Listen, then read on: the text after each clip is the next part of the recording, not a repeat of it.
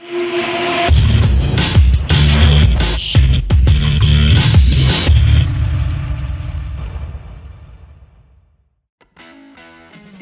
timnas Indonesia atas Iran dengan skor 0-5 telah melahirkan dua rekor buruk untuk Sinteyong.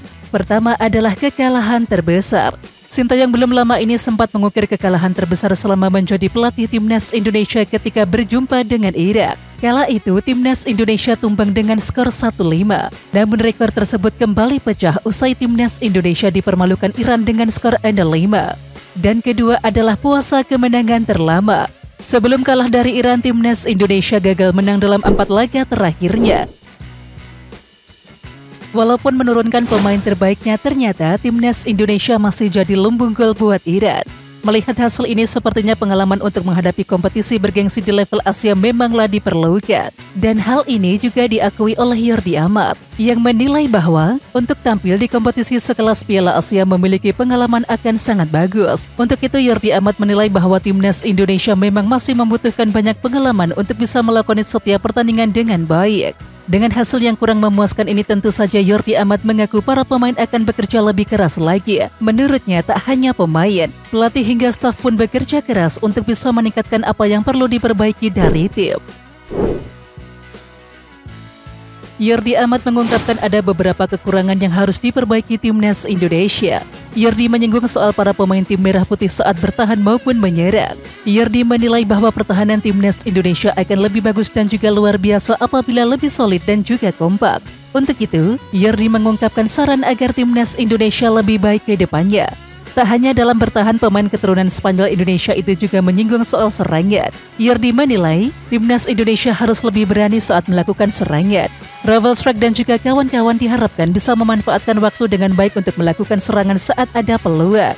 Menurutnya, ini pola yang harus diperbaiki para pemain timnas Indonesia sebelum berjuang di Piala Asia 2023. Laga uji coba melawan Iran pada Selasa 9 Januari 2024 menjadi laga terakhir dalam persiapan Piala Asia 2023. Lebih lanjut, Sinteyong juga memberikan alasan mengapa tak menurunkan Asnawi Mangkualam dalam laga uji coba yang dilakoni oleh timnas. Pelatih yang berusia 53 tahun tersebut menuturkan bahwa jika kondisi Asnawi Mangkualam masih memiliki masalah bagian otot, dan kini sang pemain dalam masa rehabilitas, sehingga ban kapten diberikan kepada Jordi Amat. Untuk Asnawi memang sebelumnya ada masalah otot, jadi fokus rehabilitasi selama ini, dan emang hanya dimainkan 20-30 menitan untuk cek kondisi Asnawi seperti apa. Jadi di awal pertandingan Asnawi tidak bisa main sebagai kapten, maka dari itu wakil kapten Jordi yang jadi kapten hari ini, ungkap Sinteyong. Shane Patinama masih belum kembali ke timnas Indonesia hingga pertandingan uji coba terakhir tim Garuda menjelang Piala Asia 2023-2024. Sebelumnya, Shane Patinama izin ke Sinteyong untuk menjenguk ibunya yang jatuh sakit. Awalnya disebut Shane akan kembali sebelum 5 Januari, namun jadwal tersebut diundur karena kondisi ibu Shane Patinama belum membaik. Dan soal ini PSSI menyebut bahwa bek sayap kanan ini akan bergabung jelang laga melawan Irak yakni pada tanggal 15 Januari. Mengenai jadwal pasti kapan Shane Patinama bisa kembali ke Garuda, Sinteyong tak bisa bertaruh terang. Saat ini, Shane Patinama sedang dalam situasi yang dilematis. Di satu sisi, Shane ingin segera bergabung dengan timnas Indonesia menatap Piala Asia 2023. Dan pada sisi lain, pemain 25 tahun ini ingin mendampingi ibunya yang sedang sakit. Kesehatan ibunya kurang baik, ini situasi yang sangat sensitif baginya. Jadi saya tidak bisa bicara apa-apa, kata Sinteyong 9 Januari 2024.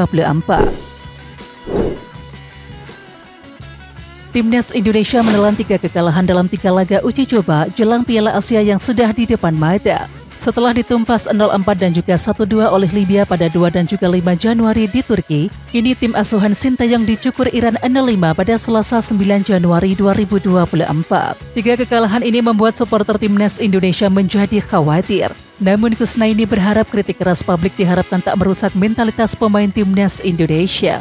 Sebaliknya, pemain semakin termotivasi untuk menunjukkan permainan yang terbaik. Kendati demikian, pengamat yang biasa disapa Bungkus ini menilai bahwa lini pertahanan Indonesia perlu bekerja keras lebih lagi. Karena pasalnya Piala Asia akan lebih kejam dari laga uji coba.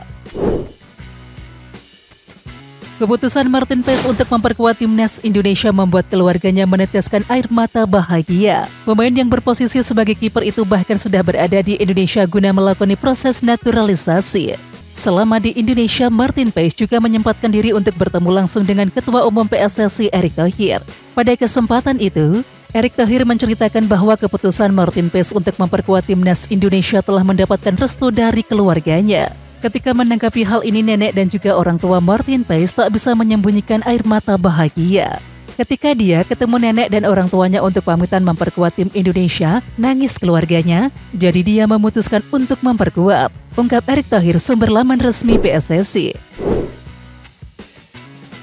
Bertanding melawan Iran di Al Rayyan Sport Club Doha, Qatar, skuad Garuda harus menerima kekalahan dengan skor telak 5.